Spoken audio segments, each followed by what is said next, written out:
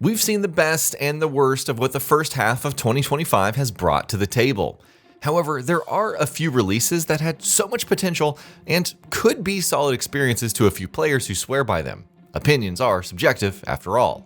But we couldn't help but feel that some games this year could have been so much more in terms of the value that they brought to their players, but ultimately let us down. So it's time to dive into 2025's most disappointing games and why they made us feel that way. Let's get started. Deliver at all costs. Developed by Far Out Games and published by Konami, Deliver at All Costs had the making of a fun experience made engaging via a unique premise. Winston Green's determination to be the ultimate courier, letting nothing get between his cargo and his destination, ultimately fell flat thanks to an uninspired gameplay loop. While the isometric graphics and unique mechanics could entertain you for a brief time once you get started, the game quickly gets repetitive, with little to no narrative context other than a few fetch and carry quests. Limited upgrades to the We Deliver pickup truck and a lack of actual consequences for your destructive actions other than some bland police pursuits make this an unfortunately forgettable experience that is sure to lie forgotten in many of its players' libraries once the initial thrills wear off. Monster Energy Supercross 25, the official video game. Despite an excellent visual makeover courtesy of Unreal Engine 5, a wide selection of tracks, and the legendary Ricky Carmichael taking up the in-game commentator's mic, Monster Energy Supercross 25 wasted away its advantages with a learning curve that a significant portion of players would find daunting. Its tutorials are ineffective at getting you into the ebb and flow of a race, a lapse that is sure to throw you face first into the dirt in front of a crowded stadium. Milestone SRL probably assumed that anybody picking up the game was already a fan of dirt bike racing and tailored the experience accordingly. We're sure that fans of the sport will swear by this one, but, well, for the rest of us, this is a title that is a very ironic uphill climb. JDM Japanese Drift Master.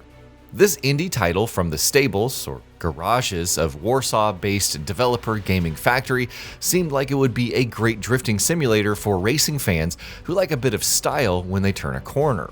While its in-game graphics and story-based open world are certainly highlights, the overall experience was ultimately marred by several inconsistencies in the Gintama Prefecture's streets and winding mountain roads. Obstacles that a fast-moving car would plow through quite easily in the real world could bring you to a complete stop, while irregular lighting ruins the dynamic day and night cycle, sending you tearing right into unsuspecting NPCs who just want to get home and unwind after a long day. Its delivery missions are nothing to write home about either, while errors in the kind of vehicle you will need for its mini events are constant annoyances, requiring you to reload at the last garage that you are in and drive a new car all the way back to the starting point. We recommend rewatching Tokyo Drift a couple of times while you wait for a sale on this one. Star Wars Episode 1 Jedi Power Battles Remastered.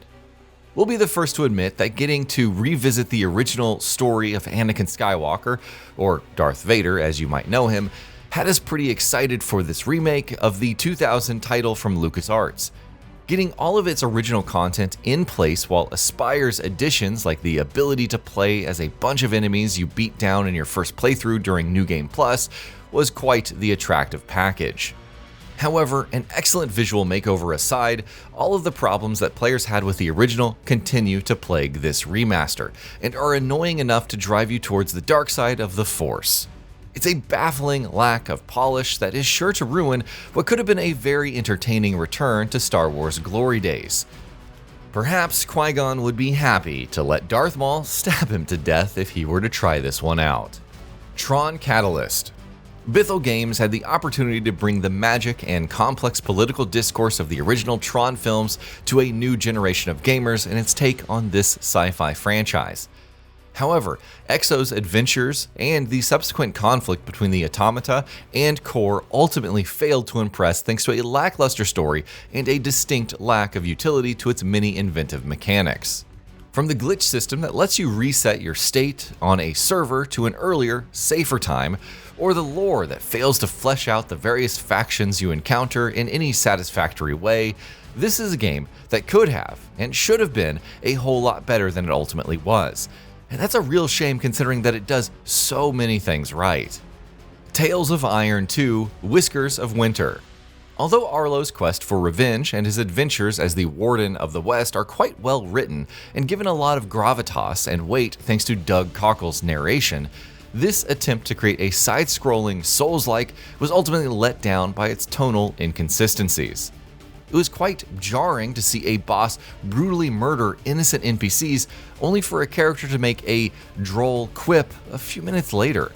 While the combat on display is certainly top-notch, the healing mechanic proved to me to be more annoying than innovative, especially towards the story's final sections and boss fights. Hardcore Souls-like fans might find a lot to like in this game, but for the most part, it does feel like it could have been more fleshed out, both narratively and from a technical standpoint. Its world building does deserve some credit though. La Chimera. What could go wrong with an FPS title that puts you in the heart of a conflict between warring states in a world gone mad? Well, a lot, apparently. Reburn's take on a co-op experience that lets you team up with your buddies to take on a world of threats with an AI companion in tow failed to impress on any level. It didn't help that the game was delayed on the day of its release, a misstep that is sure to be a sore spot for the studio and anyone who is excited for the game alike. But its distinct lack of a clear and engaging narrative, coupled with its lackluster combat, is sure to make this one a game that the gaming world would be happy to leave behind. Onimusha 2: Samurai's Destiny Remaster. We've certainly been seeing a lot of Oda Nobunaga and his exploits in recent times. But younger gamers might not have known that the Japanese warlord was the main antagonist of a very popular action franchise back in the day. The studio's remaster of 2002's Onimusha 2 does include everything that made the original title so memorable, but it fails to bring anything new to the table other than a new weapon swapping quality of life improvement and a couple of difficulty modes to accompany its visual upgrade. The Precinct. Fallen Trees police sim brought a very promising start to Mick Cordell Jr.'s first day at the Avernus City PD's headquarters. However, his career took a very boring turn, devolving into mindless prowling along the city streets with only a hint of the promise he brought to the table ever showing up during its runtime. Terrible driving controls aside, The Precinct was a pretty interesting title that failed to deliver on the action-packed chases and gunfights it seemed to offer, instead focusing on the boring and dreary parts of police work. While it does shine on occasion, and its main story could be an interesting one to some, this is a game we quickly moved on from thanks to its sloppy writing and average gameplay loop. Splitgate II. Its controversial marketing aside, Splitgate II never really reached the heights that its predecessor did thanks to being held back by a limited selection of playable classes and a gameplay loop that many players found derivative despite its intention to innovate. Although credit must be given to the wide selection of weapons, maps, and modes, they were ultimately let down by its gameplay, which was hamstrung by the presence of only 3 playable classes with fixed functionalities. That's especially saddening when one considers how many people worked on it as opposed to the original game. Atomfall: Wicked Isle DLC. Although Wicked Isle did bring meaningful additions to Atomfall's main story, they weren't enough to make up for its lack of new enemy types and glaring omissions that made its runtime more tedious than it should have been. That's especially egregious considering how the main game always found a way to keep us on our toes, and the DLC's new weapons, skills, and characters could not justify its lack of enough content and price tag. Wicked Isle is another presence on this list that could have been so much more, but ultimately failed to live up to expectations that it generated. Still Wakes the Deep: Siren's Rest. While getting to dive back into the main game's story and learning more about the tragic events that brought about the Biera D's destruction was certainly exciting, Mahara's search for its data logger was a disappointment thanks to its shorter runtime and technical issues that actively made it far less appealing than the main game. Although it did bring a fairly interesting narrative to the table, it was not enough to deserve the same praise that the main game earned, mostly in part due to the Chinese Room's attempts to address the linear nature of the main game, only to get caught up in pathing and other technical issues that were obstacles to obtaining the full experience on offer in the DLC. And that's a paradox that many studios would rather avoid. Fatal Fury: City of the Wolves.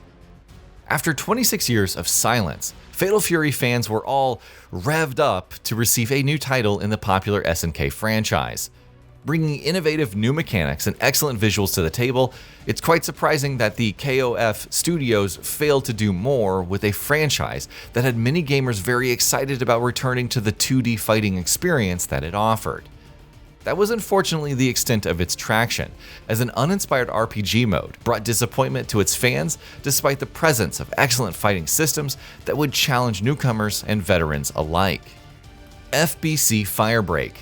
A co-op multiplayer shooter set in the world of Control had us immediately invested in what we assumed would be another banger from Remedy Entertainment.